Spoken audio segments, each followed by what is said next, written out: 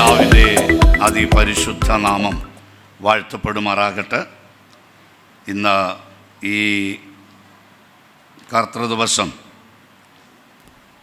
ഈ ആഴ്ചവട്ടത്തിൻ്റെ 1-ാം ദിവസം ദൈവത്തെ ആരാധിപ്പാനായി കടന്നു വന്ന എല്ലാ ദൈവ മക്കൾക്കും, കർത്താവിൻ്റെ വയൽപ്രദേശത്ത് അധ്വാനിച്ചുകൊണ്ടിരിക്കുന്ന ശ്രേഷ്ഠ ദൈവദാസന്മാർക്കും ഏവർക്കും വേഗം വരുന്ന കർത്താവായ യേശു ക്രിസ്തുവിൻ്റെ നാമത്തിലുള്ള എൻ്റെ സ്നേഹ വന്ദനത്തെ അറിയിക്കുന്നു. സ്തോത്രം.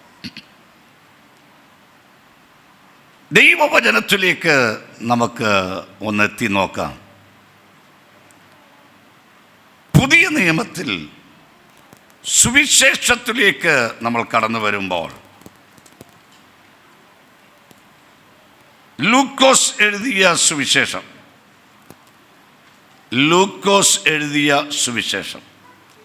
24-ാം അധ്യായം 50-ാമത്തെ വാക്യം. ലൂക്കോസ് 24-ാം അധ്യായം 50-ാമത്തെ വാക്യം. അനന്തരം അവൻ അവരെ ബേഥാനിയോളം കൂട്ടിക്കൊണ്ടുപോയി കൈ ഉയർത്തി അവരെ അനുഗ്രഹിച്ചു. മതി. കരം ഉയർത്തുന്നതിൻ്റെ ആവശ്യകത എന്താ? ദൈവദാസന്മാർ ഇടയ്ക്കിടയ്ക്കൊക്കെ പറയാറുണ്ട്, കൈ ഉയർത്തി ഹല്ലേലൂയ പറ, കരമുയർത്തി ദൈവത്തെ സ്തുതിക്ക് എന്നൊക്കെ ഇങ്ങനെ പറയാറുണ്ടല്ലേ. നമ്മളത് അനുസരിക്കാറുണ്ട്. കരം ഉയർത്തുന്നതിൻ്റെ പ്രത്യേകതകൾ എന്തൊക്കെയാണ്? വേദപുസ്തകത്തിൽ നിന്നും നമുക്കതൊന്ന് പഠിക്കാം. കൈ ഉയർത്തിയാൽ അതിൻ്റെ പ്രത്യേകതകൾ ഉണ്ടോ? എന്തൊക്കെയാണ് പ്രത്യേകതകൾ? ദൈവം കൈ ഉയർത്തിയിട്ടുണ്ടോ? മനുഷ്യർ കരമുയർത്തിയത് ഏതെല്ലാം വിഷയങ്ങൾക്ക് വേണ്ടി? ഇവിടെ യേശു ശിഷ്യന്മാരുമായിട്ട് ബേഥാന്യയിൽ ചെന്നു, ബേഥാന്യോളം ചെന്നു. അവൻ കരം ഉയർത്തി അവരെ എന്ത് ചെയ്തു?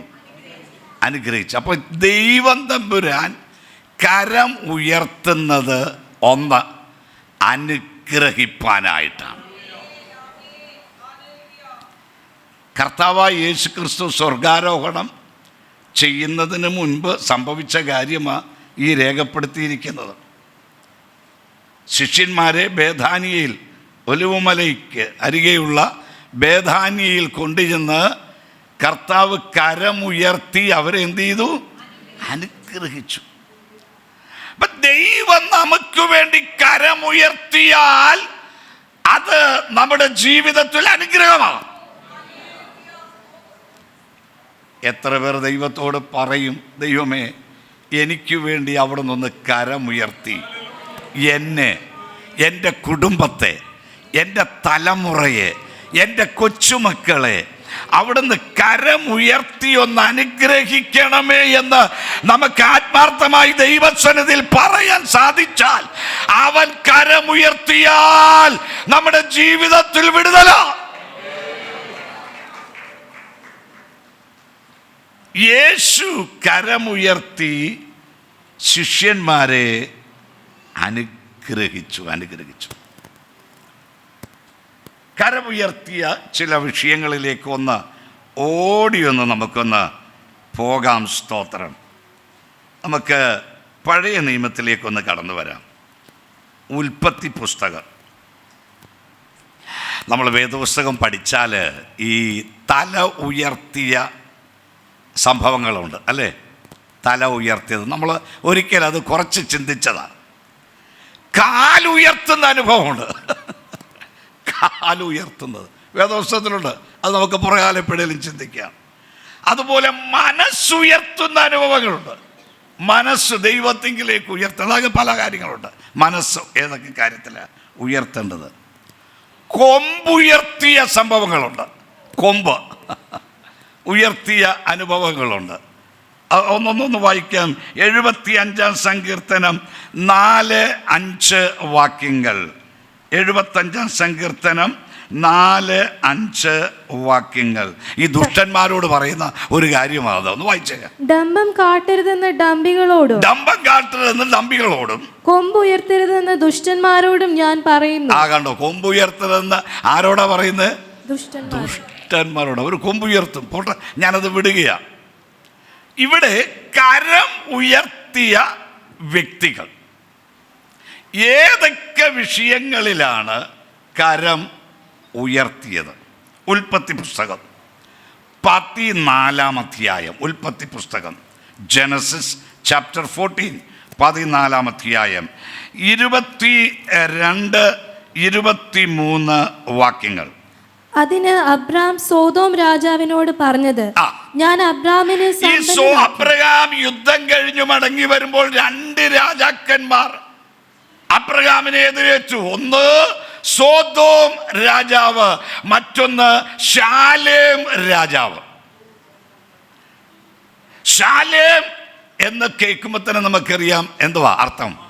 സമാധാനം, അല്ലേ? ശാലേം രാജാവ്. ഈ യഹൂദന്മാർ നമ്മൾ ഒരാളെ കാണുമ്പോൾ എന്തോ ചെയ്യും? പ്രൈസ് ദി ലോർഡ് എന്ന് പറയല്ലേ? പ്രൈസ് ദി ലോർഡ്, ദൈവത്തിന് സ്തുതി, ദൈവത്തിന് മഹത്വം, പ്രൈസ് ദി ലോർഡ്, അല്ലേ? സ്തോത്രം എന്ന് പറയും. ഈ യഹൂദന്മാർ തമ്മിൽ കാണുമ്പോൾ പറയുന്നത് എന്താണെന്നറിയാം? യഹോവ ഷാലോം, യഹോവ ഷാലോം എന്ന് പറഞ്ഞാൽ സമാധാനം. അപ്പൊ ശാലേം രാജാവ് എന്ന് പറയുമ്പോൾ സമാധാനത്തിൻ്റെ രാജാവ്, അതായത് മൽക്കീസേദെക്ക് എന്ന വേദപുസ്തകത്തിൽ പ്രത്യേകം രേഖപ്പെടുത്തിയിട്ടുണ്ട്. പോട്ടെ, ഞാനതിൻ്റെ വിശദീകരണത്തിലേക്കും പോകുന്നില്ല.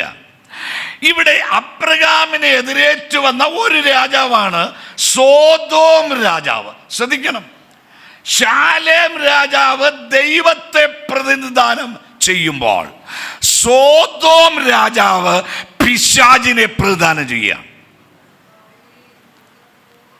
പഠിക്കണം.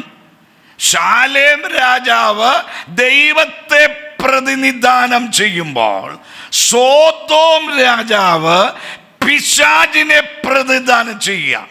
യുദ്ധത്തിൽ ജയിച്ച് ജയാളിയായി മടങ്ങിയെത്തിയ അബ്രഹാമിനെ ഇവർ 2 പേരും എതിരേറ്റ് ചെല്ലുകയാണ്. ആരൊക്കെ? ദൈവത്തിൻ്റെ പ്രതിയായ വ്യക്തിയും പിശാചിൻ്റെ പ്രതിയായ വ്യക്തിയും. ഈ സോദോം രാജാവ് അബ്രഹാമിനെ എതിരേറ്റു വന്നേച്ച് ചില കാര്യങ്ങളൊക്കെ പറഞ്ഞു. അവനോട് അബ്രഹാം കരമുയർത്തി പറഞ്ഞ ഒരു കാര്യമാണ് അവിടെ വായിക്കുന്നത്. ഒന്ന് വായിച്ചേ. ഞാൻ അബ്രഹാമിനെ സമ്പന്നനാക്കിയെന്ന്.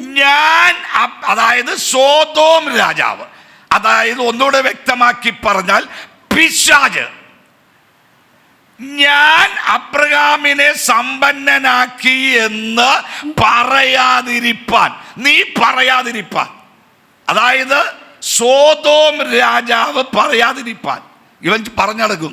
എടാ, ഞാൻ അബ്രഹാമിനെ ഈ പിശാച് സമ്പന്നനാക്കാൻ കഴിയും? പിശാചിന് കഴിയുമോ? കഴിയും.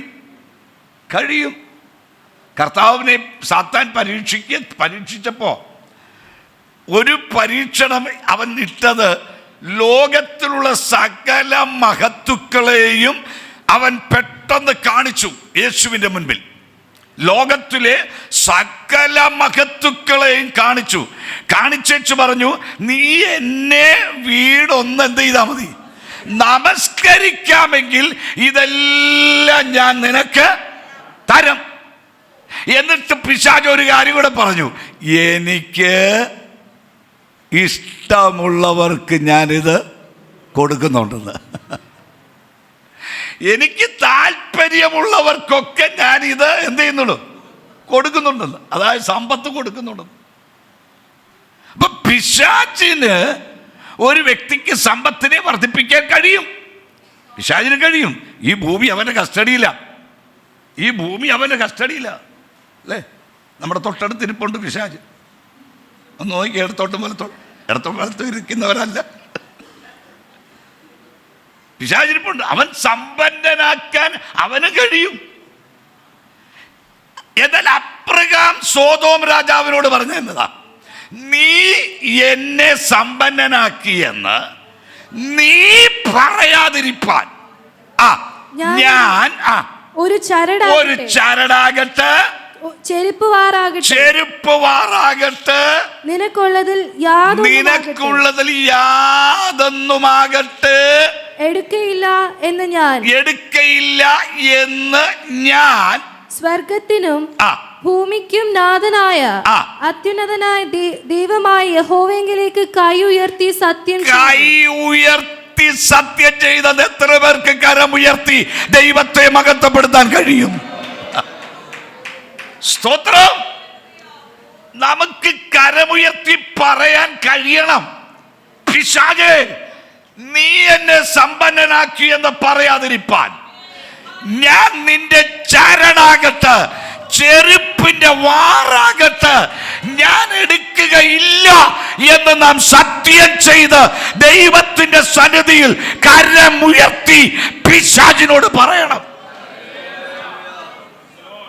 നമുക്ക് പറയാൻ കഴിയണമെന്ന്. അന്യായമായതൊന്നും ഈ പല്ലിയെ കൈകൊണ്ട് പിടിക്കാമെങ്കിലും അതെവിടെയും വസിക്കുന്നു, രാജാവിൻ്റെ അരമനയിലും വസിക്കുന്നു. ഈ പല്ലിയെ നിങ്ങൾ ശ്രദ്ധിച്ചിട്ടുണ്ടോ? കൈകൊണ്ട് പിടിക്കാനൊന്നും പോകരുത്. പല്ലിയെ ശ്രദ്ധിച്ചിട്ടുണ്ടോ? ഇരുട്ടത്തി പല്ലിയെ നമുക്ക് കാണാനായിട്ട് ഒക്കത്തില്ല. എന്നാൽ എപ്പോൾ നമ്മൾ ലൈറ്റ് ഓൺ ആക്കുമോ, പ്രകാശം എപ്പോൾ വരുമോ, അന്നേരമാണ് ഈ പല്ലി ഇരുട്ടിൽ നിന്ന് അത് വസിക്കുന്നിടത്ത് നിന്ന് എവിടേക്ക് വരുന്നത്? പുറത്തേക്ക് വരുന്നത്. എന്തിനാ? വെളിച്ചത്തിൽ വരുന്ന പ്രാണികളെ ഭക്ഷിക്കാൻ. ശ്രദ്ധിക്കണേ, വെളിച്ചത്തിൽ എന്തോ വരും? പ്രാണികൾ വരും, ഫ്ലൈസ് വരും, ഈച്ചകൾ വരും. വെളിച്ചത്തിൽ വരുന്ന പ്രാണികളെ ഭക്ഷിക്കാൻ പല്ലി വെളിച്ചം വരുമ്പോൾ പുറത്തേക്ക് വരും. ദൈവമക്കൾ അങ്ങനെയുള്ളവരാകണം. വെളിച്ചത്തിൽ കൂടി കിട്ടുന്ന നന്മയല്ലാതെ. സ്തോത്രം. കഴിഞ്ഞ ദിവസം ഒരു വ്യക്തി ഞങ്ങളുടെ വീട്ടിൽ വന്ന് ഞങ്ങളുമായി സംസാരിച്ചുകൊണ്ടിരിക്കുന്ന കൂട്ടത്തിൽ ആ പെൺകുട്ടി എന്നോട് പറഞ്ഞത്, ഓഫീസിൽ ചെന്ന് കഴിഞ്ഞാൽ ഡ്രോയർ ഇങ്ങനെ വലിച്ചിട്ടേക്കുമെന്ന്. ഏതെങ്കിലും കാര്യം നടക്കണമെങ്കിൽ ഇദ്ദേഹത്തിന് അല്ലെങ്കിൽ ഈ വ്യക്തിക്ക്, ഈ ഉദ്യോഗസ്ഥയ്ക്ക് കൈമടക്ക് കൊടുത്തേ ഒക്കത്തുള്ളൂ. എവിടെയാ? കൈ കൊണ്ട് വാങ്ങിക്കത്തില്ല. കാരണം കൈ കൊണ്ട് വാങ്ങിച്ചാൽ പിടുത്തം വീഴും. അതുകൊണ്ട് എവിടേക്കാ ഇടുന്നേ? ഈ തുറന്നു വെച്ചിരിക്കുന്ന ഡ്രോയറിലോട്ട് മേശയുടെ ആ തുറന്നു വെച്ചിരിക്കുന്ന അറയിലോട്ട് ഇട്ടേക്കാൻ പറയും. ഞാൻ വാങ്ങിച്ചില്ല. ഒറ്റ പൈസ പോലും എൻ്റെ കൈ കൊണ്ട് ഞാൻ വാങ്ങിച്ചില്ല. അന്യായമായി ലഭിക്കുന്ന പണം അത് പിശാച് തരുന്നതാ.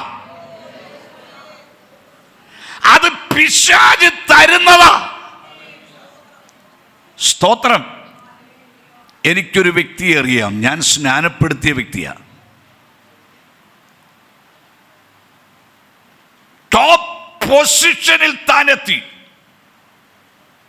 ടോപ്പ് പൊസിഷനിൽ മറ്റാർക്കും എത്തുവാൻ പ്രയാസം ആയ ആ ടോപ്പ് പൊസിഷനിൽ ദൈവം ആ മനുഷ്യനെ ഉയർത്തി.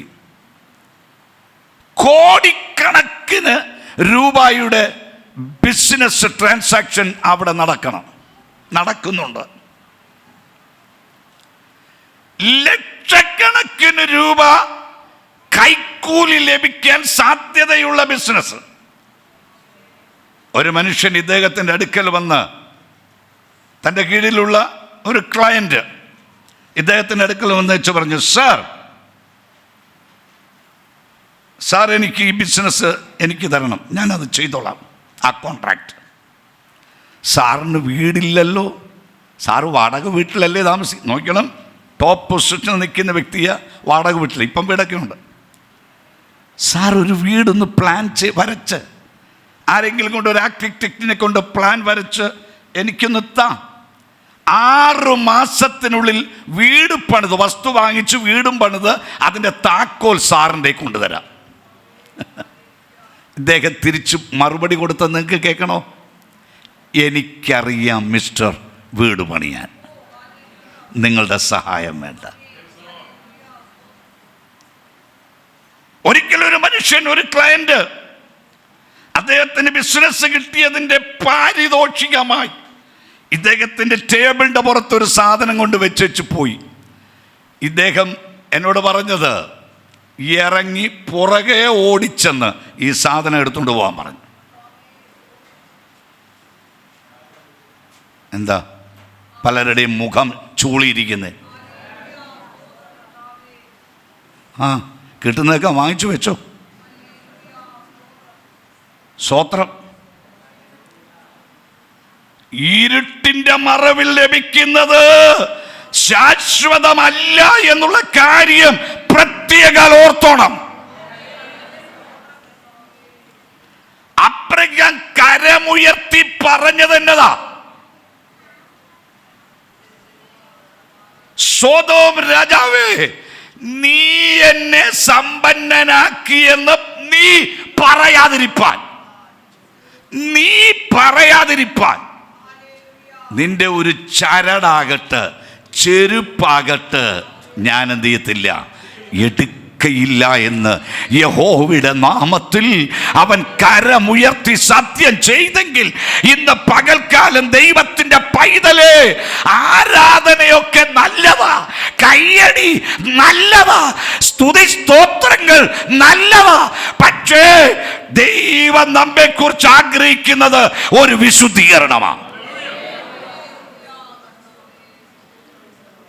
സ്തോത്രം. വിശുദ്ധീകരണം കൂടാതെ ആർക്കും ദൈവത്തെ കാണാൻ കഴിയുകയില്ല. സ്തോത്രം. ഒരു വിശുദ്ധിക്കായിട്ട് നമ്മെ സമർപ്പിച്ചു കൊടുക്കാം. സ്തോത്രം. ഞാൻ വേഗം മുമ്പോട്ട് പോയിട്ട് സമയം വളരെ പോകുന്നല്ലോ. അബ്രഹാം കരം ഉയർത്തി. ലേവ്യ പുസ്തകം 9-ാം അധ്യായം 22-ാമത്തെ വാക്യം. ലേവ്യ പുസ്തകം 9-ാം അധ്യായം 22-ാമത്തെ വാക്യം. പിന്നെ അഹരോൻ ജനത്തിനു നേരെ കൈ ഉയർത്തി അവരെ ആശീർവദിച്ചു. മതി. അഹരോൻ ചെയ്ത കാര്യം അവിടെ എഴുതിയിരിക്കുന്നത്. അവൻ ജനത്തിൻ്റെ നേർക്ക് കൈ ഉയർത്തി അവരെ എന്ത് ചെയ്തെന്ന? ആശീർവദിച്ചു. ഞാൻ ഇവിടെ ഓർപ്പിച്ചതാണെങ്കിലും ഒന്നുകൂടെ ഒന്ന് ഓർപ്പിക്കാൻ ആഗ്രഹിക്കുക. ഒരു സഹോദരി ഒരു ദൈവദാസൻ്റെ അടുക്കൽ പ്രാർത്ഥിക്കാൻ വന്നപ്പോൾ ഈ ദൈവദാസൻ പ്രാർത്ഥിച്ചു ഒരു ദൂത് പറഞ്ഞു. സഹോദരി, ദൈവാത്മാവ് എനിക്കൊരു വെളിപ്പാട് തരുന്നു. അപ്പം അവൾ ചോദിച്ചു, എന്നതാ വെളിപ്പാട്? അത് ദൈവദാസന്റെ ആശീർവാദം നിന്റെ തലയിൽ വീണിട്ടില്ല, അതായി കുഴപ്പമില്ല. കുഴപ്പത്തിന് കാരണം എന്നതാ? ദൈവദാസന്റെ ആശീർവാദം സഹോദരിയുടെ തലയിൽ പറയാ, ഇല്ല, ദൈവദാസൻ എനിക്ക് വേണ്ടി പ്രാർത്ഥിച്ചിട്ടുണ്ട്, എൻ്റെ തലയിൽ കൈവച്ച് പ്രാർത്ഥിച്ചിട്ടുണ്ട്, പിന്നെ എന്നത് ആശീർവാദം വീണിട്ടില്ലെന്ന് പറഞ്ഞത്. ഉണ്ണദ്ദേഹം പറഞ്ഞു, എന്നാൽ ഒന്നുകൂടെ കണ്ണടയ്ക്കാൻ നോക്കാം, എന്തുവാ ദൈവാത്മാവ് വെളിപ്പെടുത്തിയെന്ന്. കണ്ണടച്ചപ്പോൾ വീണ്ടും ദൈവാത്മാവ് വെളിപ്പെടുത്തി, യോഗത്തിന് അവസാനം വരെ ഇരിക്കത്തില്ലെന്ന്. യോഗത്തിൽ ഈ ആശീർവാദം പറയുന്നതിന് മുമ്പ് എന്തോ ചെയ്യും? ആള് സ്ഥലം വിട്ടിരിക്കും. ഇന്ന് പലർക്കും യോഗത്തിന് ഇരിക്കാൻ എന്തോ ഒരു വിമിഷ്ടമാണെന്നറിയാം. ഈ 2 മണിക്കൂർ അല്ലെ 3 മണിക്കൂർ ഇരിക്കാൻ ഭയങ്കര പാടുപെട്ടായിരിക്കുന്നത്. ആരെ പ്രസാദിപ്പിക്കാനാ? ദൈവം ചെയ്ത ഉപകാരങ്ങൾ ഓർത്താൽ, ദൈവം ചെയ്ത നന്മകൾ ഓർത്താൽ, ഒരു കാലഘട്ടത്തിൽ പണ്ടുള്ളവർക്കറിയാം, ഒരു കാലഘട്ടത്തിൽ മണിക്കൂറുകൾ 1-ാം സെക്ഷൻ, 2-ാം സെക്ഷൻ, 3-ാം സെക്ഷൻ എന്ന് പറഞ്ഞ് PMG പ്രസ്ഥാനത്തിന്റെ ആരംഭ കാലഘട്ടത്തിൽ ദൈവസന്നിധിയിൽ ഇരുന്ന അനുഭവങ്ങൾ ഇന്ന് ചില മണിക്കൂറുകൾ ഇരിക്കാൻ വിമ്മിട്ടമാണ്. സ്തോത്രം. പ്രിയ ദൈവത്തിൻ്റെ മക്കളെ, ആശീർവാദം നമ്മുടെ തലയിൽ വീഴണം. ദൈവദാസന്മാർ കരമുയർത്തി പിതാവിൻ്റെയും പുത്രൻ്റെയും പരിശുദ്ധാത്മാവിൻ്റെയും നാമം പറഞ്ഞ് നമ്മുടെ മേൽ ആശീർവാദം അയക്കുന്നത് നമ്മുടെ തലയിൽ വീഴണം. തലയിൽ വീഴണം. ഞാൻ കണ്ടിട്ടുണ്ട് ചില സമയത്തൊക്കെ ദൂത് പറയുമ്പോൾ ചിലർ സ്വന്തം തലയിൽ കൈവച്ച് ദൈവമേ ആ ദൂത് ഞാൻ ഏറ്റെടുക്കുന്നു എന്നിങ്ങനെ പറയുന്നത് ഞാൻ കണ്ടിട്ടുണ്ട്. സ്തോത്രം. അപ്പൊ നോക്കിയേ, ഇവിടെ അഹരോൻ ജനത്തെ എന്ത് ചെയ്തു? കരമുയർത്തി ആശീർവദിച്ചു. ആശീർവദിക്കാനായി കരമുയർത്തണം. അപ്പൊ ആശീർവാദ പ്രാർത്ഥന പറയുമ്പോൾ എന്താ ചെയ്യേണ്ടത്? കൈ ഉയർത്തി വേണം ആശീർവാദം പറയാൻ, അല്ലാതെ കൈതാത്തിട്ടല്ല ആശീർവാദം. പിതാവിൻ്റെ പുത്രൻ്റെ പരിശുദ്ധാത്മാവിൻ്റെ നാമത്തിൽ ആശീർവാദം പറയുമ്പോൾ എന്തോ ചെയ്യണം? കരമുയർത്തണം. കരമുയർത്തണം.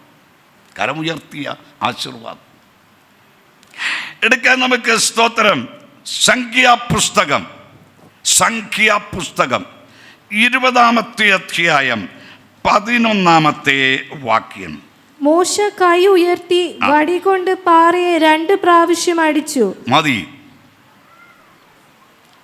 ജനം വെള്ളത്തിനായി നിലവിളിച്ചപ്പോൾ മോശ എന്തുവാ ചെയ്തത്? കരമുയർത്തി. അവൻ കൈ ഉയർത്തി. എന്നിട്ട് വടി കൊണ്ട് എന്ത് ചെയ്തു? പാറയെ അടിച്ചു.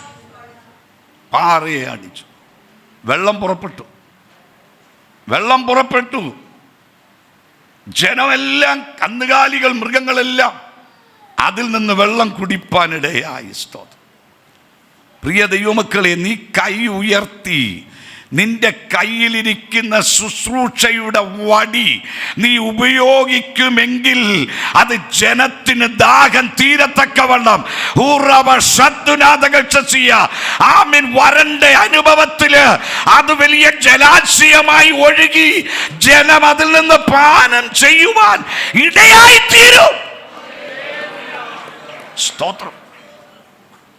അപ്പൊ ജനത്തിന് അവരുടെ ദാഹം തീരത്തക്കവണ്ണം ജലാശയം പുറപ്പെടേണ്ടതിന് മോശ കൈ ഉയർത്തി ഉയർത്തി ഉയർത്തി. ആവർത്തന പുസ്തകം 32-ാം അധ്യായം 40-ാമത്തെ വാക്യം. മോശയുടെ ഒരു പാട്ടാ. മോശ പാടുക. ഞാൻ ആകാശത്തേക്ക് കൈ ഉയർത്തി സത്യം ചെയ്യുന്നത് നിത്യനായിരിക്കുന്ന എന്നാണ്. എന്റെ മിന്നലാം വാൾ ഞാൻ മൂർച്ചയാക്കി. എന്റെ കൈ ന്യായവിധി തുടങ്ങുമ്പോൾ ഞാൻ ശത്രുക്കളിൽ പ്രതികാരം നടത്തും. എന്നെ ദ്വേഷിക്കുന്നവർക്ക് പകരം വീട്ടും. ദൈവം പറയുന്നതായി മോശ പാടുക. എന്തുവാ പറഞ്ഞിരിക്കുന്നത്? മോശ ദൈവം ആകാശത്തേക്ക് കൈ ഉയർത്തി സത്യം ചെയ്തത്. മോശ പാടിയ പാട്ടിലെ വരികളത്.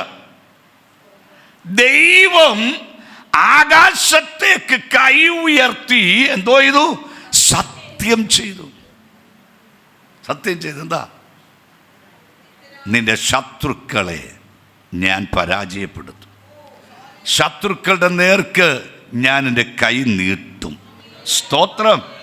മോശയ്ക്ക് ആ ഉറപ്പ് ദൈവം തമ്പുരാൻ കൊടുത്തതായിട്ട് അവൻ പാട്ട് പാടുമ്പോൾ, സ്തോത്രം, പ്രിയ ദൈവത്തിൻ്റെ പൈതല്, നിനക്കെതിരെ ശബ്ദമുയർത്തി നിൽക്കുന്ന, നിനക്കെതിരെ വാൾ ഓങ്ങി നിൽക്കുന്ന ശത്രുവിനെതിരെ നമ്മുടെ ദൈവം തമ്പുരാൻ കരമുയർത്തുമെന്ന്.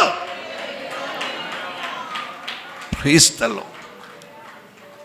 മാത്രമല്ല, സങ്കീർത്തനങ്ങളിലേക്കൊന്ന് കടന്നു വരാം. 28-ാം സങ്കീർത്തനം 2-ാമത്തെ വാക്യം.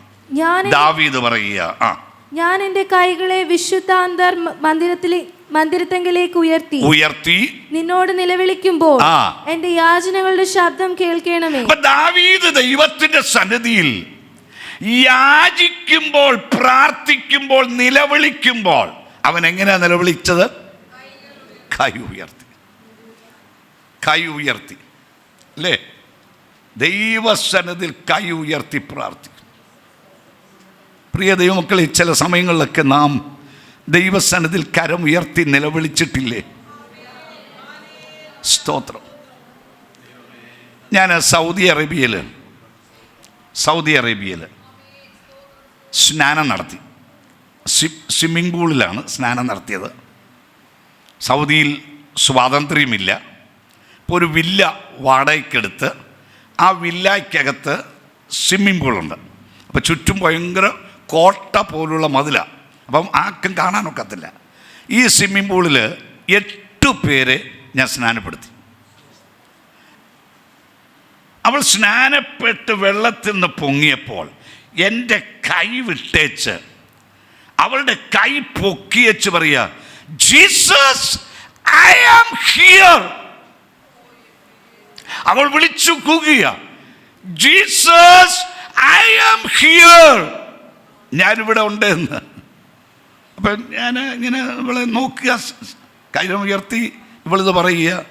ഞാൻ വെള്ളത്തിൽ നിന്ന് കരയ്ക്ക് കയറിയ ഉടനെ ഇവളുടെ അടുക്കലേക്ക് സമീപിച്ച് ഇവളോട് കാര്യം തിരക്കിയപ്പോൾ അവൾ പറഞ്ഞത്, യേശു എൻ്റെ അടുക്കൽ, ഞാൻ സ്നാനപ്പെട്ടപ്പോൾ യേശു എൻ്റെ അടുക്കൽ വന്ന് നിൽക്കുന്ന കാഴ്ച ഞാൻ കണ്ടു.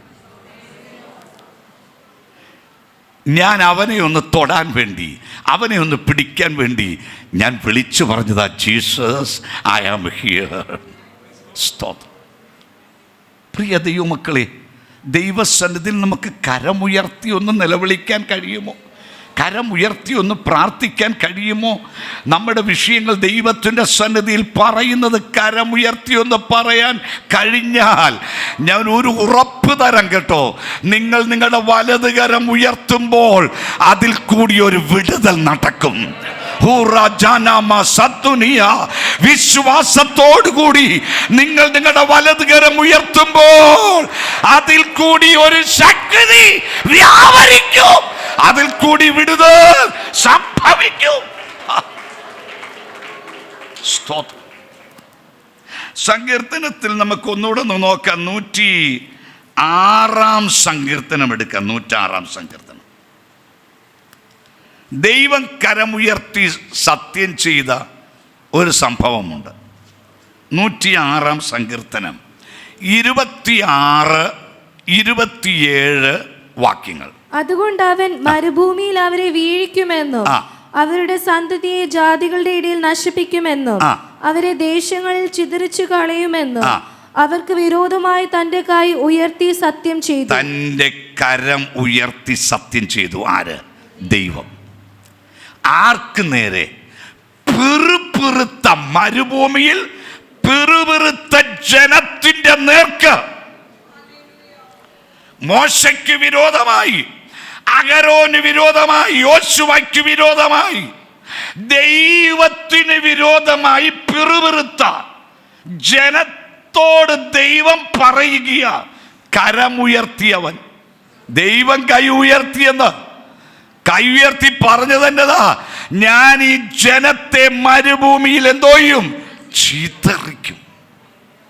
ചിതറിക്കും. ദൈവത്തിന് വിരോധമായി, ദൈവദാസന്മാർക്ക് വിരോധമായി ആമേൻ ശബ്ദമുയർത്തിയ, കരമുയർത്തിയ ജനത്തിന് നമുക്കറിയാം, മിസ്രൈമിൽ നിന്ന് ഇറങ്ങിപ്പുറപ്പെട്ട ലക്ഷോപലക്ഷം ജനത്തിൽ 20 വയസ്സിന് മുകളിലോട്ട് പ്രായമുള്ളവരിൽ യോശുവായും കാലേബും എന്ന 2 പേർ ഒഴികെ ബാക്കി സകലരും മരുഭൂമിയിൽ എന്ത് ചെയ്തു? പട്ടുപോയി.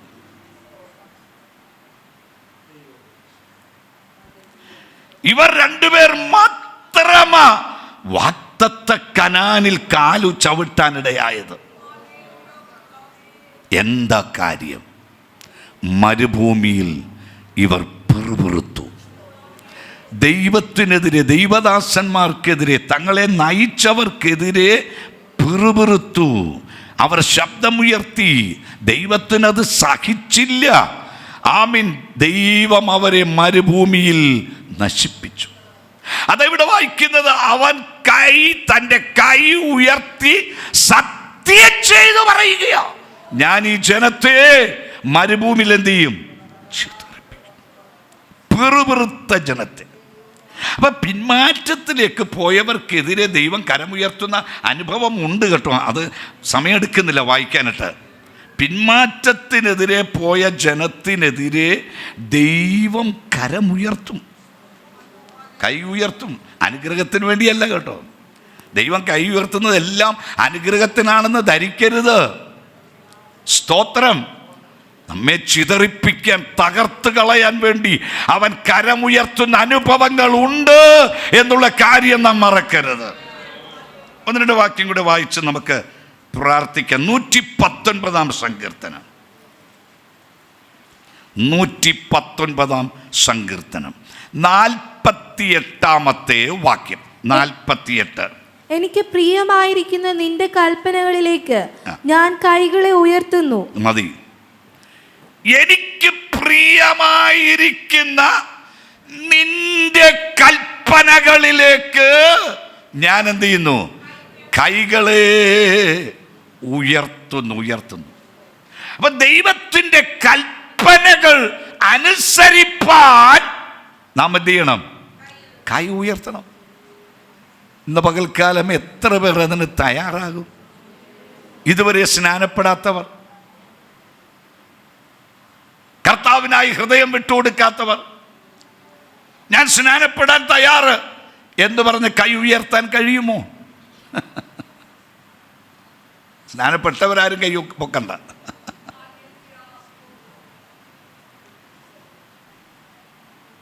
കരമുയർത്തി. എന്തിനായി? ദൈവത്തിന്റെ കൽപ്പനകളെ അനുസരിപ്പാൻ. കർത്താവിന്റെ വരവിന് താമസമെങ്കിൽ അടുത്ത ആഴ്ച നമുക്ക് 3 ദിവസത്തെ ഉപവാസമുണ്ട്. ഞാൻ അതിൻ്റെ ഫ്ലെയർ നമ്മുടെ വാട്സാപ്പ് ഗ്രൂപ്പിൽ ഇട്ടിട്ടുണ്ട്. നിങ്ങൾ കണ്ടു കാണുമായിരിക്കും. 4, 5, 6 അല്ലേ? അടുത്തതിൻ്റെ അടുത്താഴ്ച 4, 5, 6. അത് കഴിഞ്ഞ ആഴ്ച വന്ന നമ്മുടെ ബൈബിൾ സൊസൈറ്റിയുടെ അല്ലേ ആ ദൈവദാസൻ വന്ന് പറഞ്ഞു, ആ ദിവസങ്ങളിൽ കേരളത്തിൽ മൊത്തം ആൾക്കാർ വടക്കിന്ത്യക്ക് വേണ്ടി ഉപവസിച്ച്, സുവിശേഷത്തിന് വേണ്ടി ഉപവസിച്ച് പ്രാർത്ഥിക്കുന്ന സമയമാണ്. നമുക്ക് കഴിയുമെങ്കിൽ ഉപവസിക്കാൻ അദ്ദേഹം ആഹ്വാനം ചെയ്തു. അതുകൊണ്ടാണ് നമ്മൾ അവരോട് ചേർന്ന് നമ്മൾ ഉപവസിക്കുക. നല്ലൊരു കാര്യമാണ്. ആ ഉപവാസ ദിവസത്തിൽ 7-ാം തീയതി സ്നാനമുണ്ട്. അതുകൊണ്ട് സ്നാനപ്പെടാത്തവരാരെങ്കിലും ഉണ്ടെങ്കിൽ ഇന്ന്, ഇപ്പം ഞാൻ കൈപൊക്കിപ്പിക്കുന്നില്ല, നിങ്ങൾ മനസ്സിൽ കര ഉയർത്തി ദൈവത്തിൽ തീരുമാനമെടുത്തു, കർത്താവേ നിൻ്റെ കൽപ്പന അനുസരിപ്പാൻ ഇതാ ഞാൻ തയ്യാറെന്ന്. സ്തോത്രം. ഒരു വാക്യം കൂടെ വായിച്ച് നമുക്ക് പ്രാർത്ഥിക്കുകയാണ്. 134 സങ്കീർത്തനം 2-ാമത്തെ വാക്യം. 134 സങ്കീർത്തനം 2-ാമത്തെ വാക്യം. വിശുദ്ധ മന്ദിരത്തിങ്കിലേക്ക് കൈ ഉയർത്തി യഹോവയെ വാഴ്ത്തുവിൻ. വിശുദ്ധ മന്ദിരത്തിങ്കിലേക്ക് കരം ഉയർത്തി, കൈ ഉയർത്തി യഹോവയെ എന്ത് ചെയ്യണം? അപ്പൊ ദൈവത്തിന് മഹത്വം കൊടുക്കാൻ, അതായത് ദൈവത്തെ ആരാധിപ്പാൻ നാം എന്ത് ചെയ്യണം? കരം ഉയർത്തണം. സ്തോത്രം. കരം ഉയർത്തി ഒരു ഹല്ലേലൂയ പറഞ്ഞാൽ, കരം ഉയർത്തി ഒന്ന് സ്തോത്രം പറഞ്ഞാൽ, ആമേൻ, അത് ദൈവത്തിന് മഹത്വം കരേറ്റുന്നതാണ് എന്ന് ദൈവത്തിന്റെ ആത്മാവ് വചനത്തിൽ കൂടി നമ്മോട് പറയുമ്പോൾ, ഇന്ന് പകൽക്കാലം എത്ര പേർക്ക് ദൈവത്തെ വാഴ്ത്തുവാൻ, ദൈവത്തെ സ്തുതിപ്പാൻ, കരമുയർത്തി സ്തുതിപ്പാൻ. ഓ ശുഡറബല വൈഡമനഗതിയ ഹല്ലേലൂയ ഹഡമനവദല പ്രവദല വക്ഷസിയ. കരങ്ങളെ തട്ടി, കരങ്ങളെ കൂട്ടിയടിച്ച്, അതരങ്ങളെ ചലിപ്പിച്ച് ഇപ്പോൾ അല്പസമയം നമുക്ക് ദൈവത്തിന് മഹത്വം കൊടുക്കാം. വൈഡലെ ദുമനഘടകസിയാൽ അർത്തരവേദികരക്ഷസി. Yes, yes, yes, yes.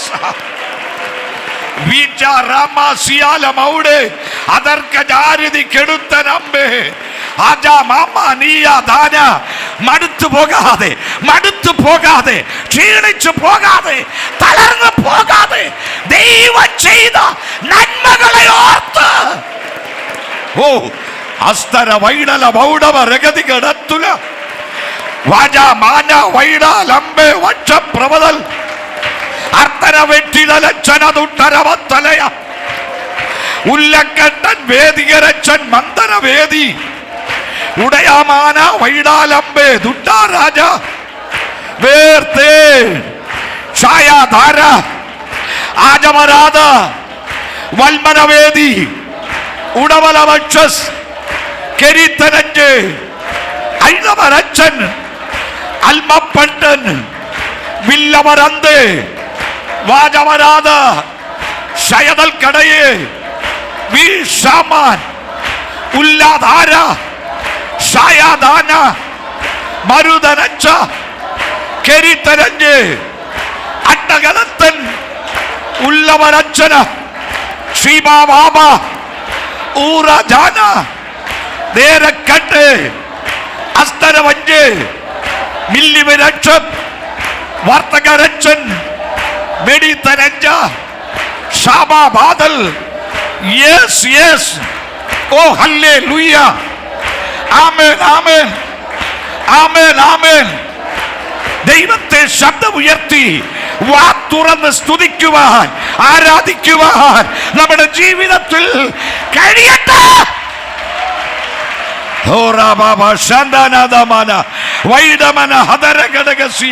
നിന്റെ മേൽ പകരപ്പെട്ട ആത്മശക്തി, നിന്റെ മേൽ പകരപ്പെട്ട അഭിഷേകം, ഹല്ലേലൂയ.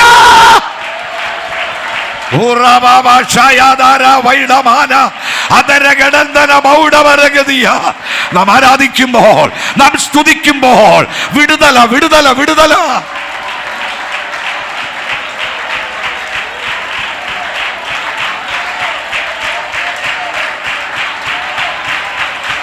ഓ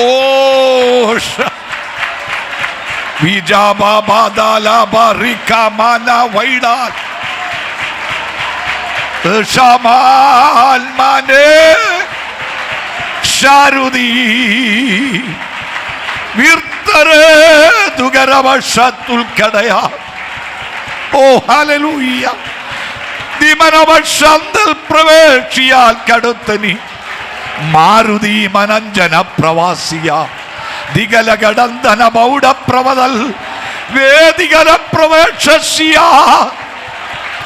ഹല്ലേലൂയ ജീസസ്. യേശുവേ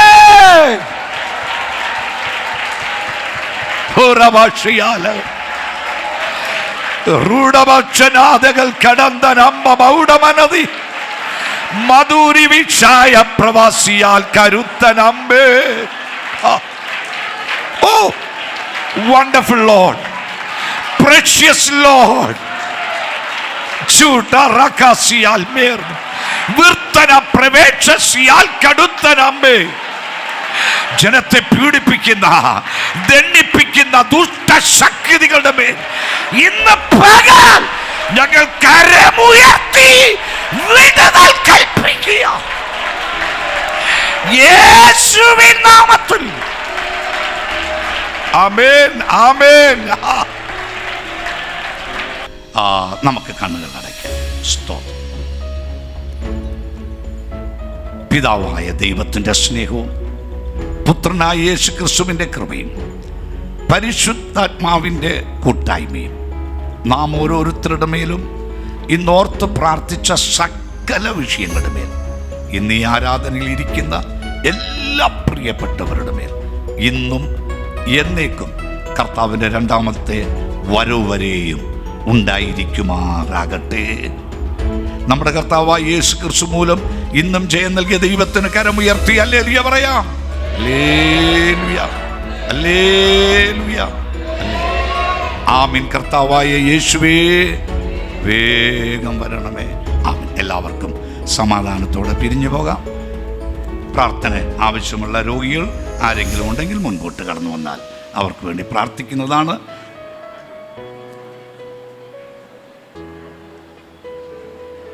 Praise the Lord.